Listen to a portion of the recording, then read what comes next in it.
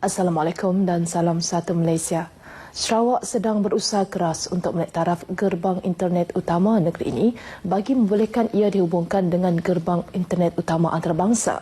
Ketua Menteri Datuk Patinggi Abang Johari Tun Openg berkata hanya melalui gerbang utama dinaik taraf untuk membolehkan kemudahan internet berkelajuan tinggi, negeri ini akan dapat dihubungkan melalui internet ke serata dunia. Beliau berkata, ini kerana tahap kelajuan internet yang tinggi amat penting bagi tujuan perkongsian dan penerimaan mesej, video atau imej mengenai Sarawak secara real time.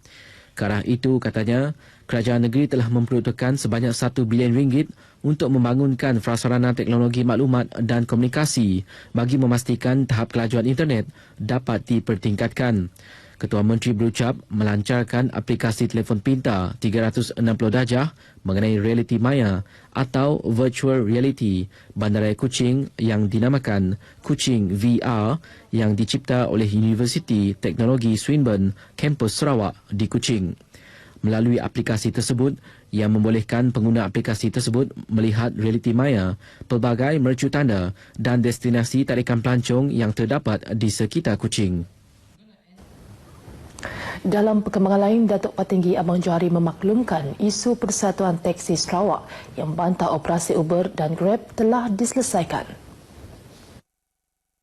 Katanya persatuan itu dalam perjumpaan bersama beliau bersetuju untuk mewujudkan satu aplikasi perkhidmatan mereka sendiri ke arah memastikan operasi perkhidmatan mereka yang lebih baik, kreatif dan kompetitif. Ia juga sebagai menyahut cabaran di sebalik hanya membantah perkhidmatan Uber dan Grab, mereka juga beralih kepada perkhidmatan yang seiring dengan kecanggihan teknologi pada masa kini. Awal bulan ini, kira-kira 200 pemandu teksi di sekitar Kuching telah mengadakan perhimpunan aman dan menghantar petisyen kepada Ketua Menteri sebagai bantahan kepada operasi Uber dan Grab. Kelab Penyokong Barisan Nasional BNBBC Sarawak dan Pertubuhan Belia Kebangsaan Bersatu Sarawak seberkas semalam mengajukan program walkabout di tebingan Sungai Kuching bersempena dengan sambutan ulang tahun Dewan Undangan Negeri DUN yang ke-150 hari ini. Speaker DUN Datuk Amar Muhammad Asfia Awang Nasar telah menyempurnakan perasmian program tersebut yang disertai oleh ahli-ahli BNBBC Sarawak yang terdiri pada ahli Dewan Undangan Negeri ADUN di bawah Barisan Nasional. Dalam ucapannya, Datuk Amar Muhammad Asfia memberitahu beliau berbangga dengan pencapaian negeri ini sejak 150 tahun penubuhan DUN yang berjaya memberi perkhidmatan terbaik kepada rakyat sekaligus mengekalkan keharmonian masyarakat berbilang kaum. Tambahnya, lokasi kompleks DUN Sarawak berhampiran tebingan Sungai Kuching juga mempunyai nilai sejarah yang signifikan dan menyaksikan detik-detik penting dalam perubahan kuasa Pemerintahan Kesultanan Brunei Darussalam dan Rajah Brooke pada abad ke-19 hingga lahirnya kerajaan sendiri melalui penubuhan Malaysia pada 1963. Beliau berharap DUN Sarawak akan terus memainkan peranan penting dalam pembangunan negeri ini selain memastikan setiap ADUN memberi perkhidmatan terbaik kepada rakyat. Pada program itu, Datuk Amar Muhammad Asfia bersama ahli-ahli BNBBC dan seberkas turut melawat pangkalan perahu tambang di sepanjang tebingan Sungai Kuching dan menyampaikan sumbangan kepada orang awam serta pelancong. Jabatan Kebajikan Masyarakat JKM Sarawak telah menyalurkan perbelanjaan sebanyak lebih RM192 juta bantuan bulanan kebajikan ke seluruh negeri tahun lepas. Menteri Kebajikan Kesejahteraan Komuniti, Wanita, Keluarga dan Pembangunan Kanak-kanak, Datuk Seri Fatimah Abdullah berkata bantuan ini melibatkan 57,588 orang penerima. Jelasnya jumlah bantuan tertinggi sebanyak lebih RM80 juta disalurkan untuk bantuan orang tua melibatkan 22,509 penerima. Ini diikuti dengan bantuan kanak-kanak kepada 12,029 penerima dengan jumlah melebihi RM39 juta selain lebih RM30 juta untuk bantuan am kepada 11,232 penerima. Menteri itu menambah, bantuan lain ialah bantuan orang kurang upaya tidak berupaya bekerja untuk 6,486 penerima melibatkan RM19 juta, allowance pekerja cacat melibatkan lebih RM13 juta kepada 3,316 penerima dan lebih RM7 juta kepada 1,966.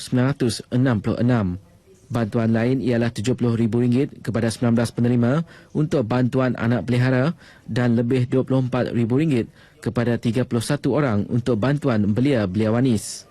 Datuk Seri Fatimah berucap di Kuching pada Majlis Jambak Kasih Tahun Baru Cina bagi bahagian Kuching. Bantuan disalurkan kepada 2,721 penerima bagi meringankan beban keuangan serta menceriakan penerima bersempena sambutan Tahun Baru Cina.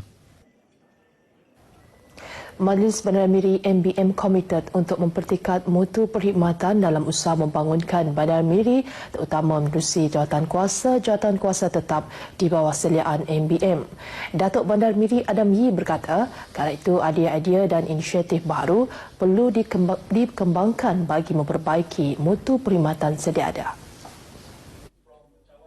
Ini termasuk aspek perkhidmatan bandaraya, kawalan bangunan dan bandaraya selamat dan pengurusan sampah.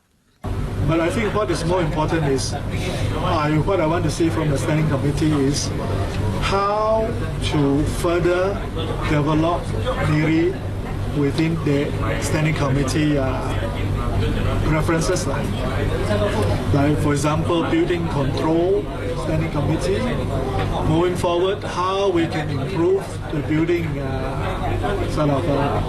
requirements or features and all that for Miri. Bercakap dalam sidang media selepas mempengerusikan mesyuarat penuh MBM di Miri, katanya usaha itu penting bagi menjadikan Miri sebuah bandaraya yang selamat dan sesuai untuk didiami oleh semua lapisan masyarakat. Mengulas mengenai kawalan anjing terbiar, beliau memberitahu MBM akan menggandakan operasi bagi menangkap anjing terbiar di kawasan awam. Selain itu, pemilik anjing juga dinasihat mendapatkan vaksin bagi haiwan peliharaan sebagai langkah awal mencegah wabak rabies. Orang ramai boleh mendapatkan vaksin berkenaan di tingkat bawah Pejabat Veterina bahagian Miri di lot 1114 bangunan Tabung Baitumal, Pelita Commercial Centre Miri dengan caj hanya RM25 seekor. Kaunter pemvaksinan rabies akan dibuka setiap hari kecuali hari Sabtu, Ahad dan cuti umum bermula pukul 8.30 pagi hingga 11.30 pagi. Sedidik Sdn Berhad, penyedia pendidikan awal kanak-kanak dan Kolej Sidma Sarawak telah memeterai memorandum persefahaman MOU untuk memantapkan lagi program pendidikan dan penjagaan awal kanak-kanak di negeri ini.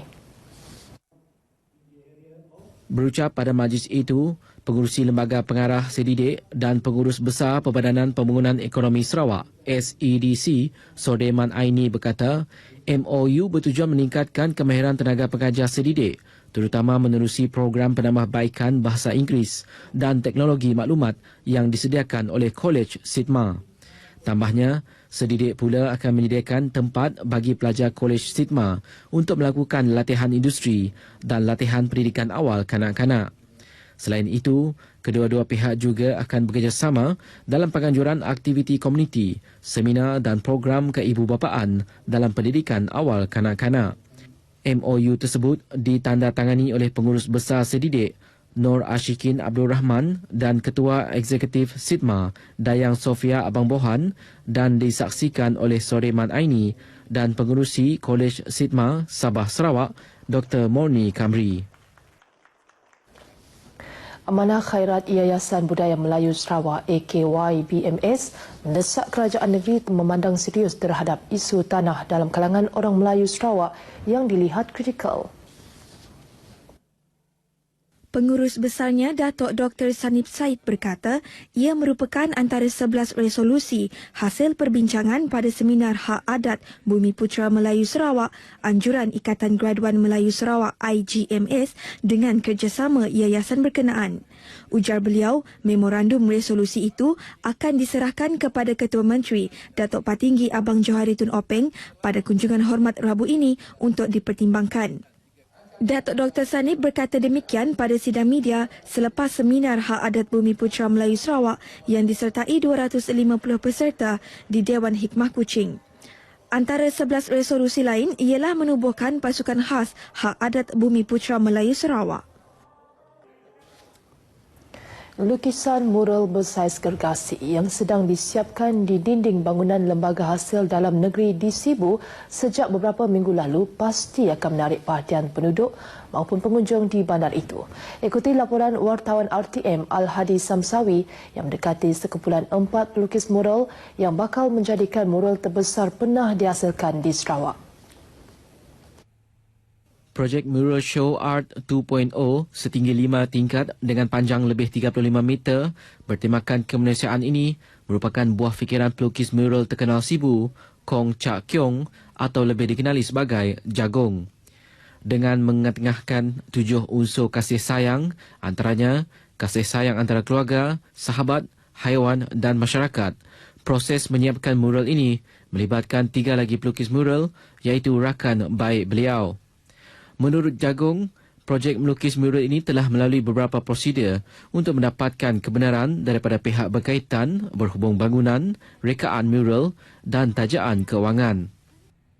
The most difficult part is cooperate with the others because we have the different idea, different advice, and different the style. Drawing style is different, so this is the difficult part to cooperate. I think this one. Dijangka mengambil tempoh selama 24 hari untuk disiapkan.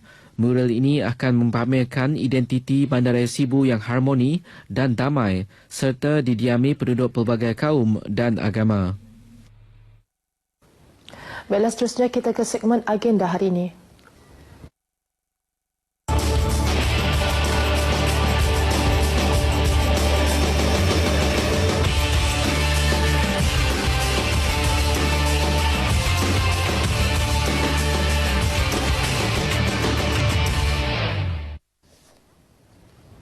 Antara liputan dalam agenda hari ini ialah pada pukul 9 pagi yang di Petua Negeri, Tun Pen Sri Abdul Taib Mahmud akan menghadiri istiadat perbarisan dan pemeriksaan kawalan kehormat utama bersempena mesyuarat khas sambutan ulang tahun ke-150 Dewan Undangan Negeri Dun Sarawak di dataran perbarisan Dun Petra Jaya Kuching. Seterusnya pada pukul 10.30 pagi, Timbalan Menteri Kemajuan Luar Bandar dan Wilayah, Datuk Alexander Nantal Linggi akan mengadakan lawatan ke tapak bagi projek Jalan Song Kapit Seksyen B, Jalan Nangan Ngemah, Nangan Temalat Pakej 1 dan 2 di Song Kapit. Manakala pada pukul 12.30 tengah hari, Menteri Kejaraya Datuk Sri Fadilah Yusof akan menyempurnakan majlis penutupan program Bicara Ilmu Transformasi Perniagaan melalui platform digital, potensi dan peluang di Kuching. Akhir sekali pada pukul 7.30 malam yang di Petua Negeri, Tun Pen Sri Abdul Taib Mahmud akan menghadiri jamuan malam negeri bersempena persidangan khas ulang tahun ke-150 Dewan Undangan Negeri Dun di Dewan Dun Petra Jaya Kuching. Demikian adalah liputan acara dalam agenda hari ini. Untuk berita seterusnya, kembali ke Angkasa Peri bersama Nurul.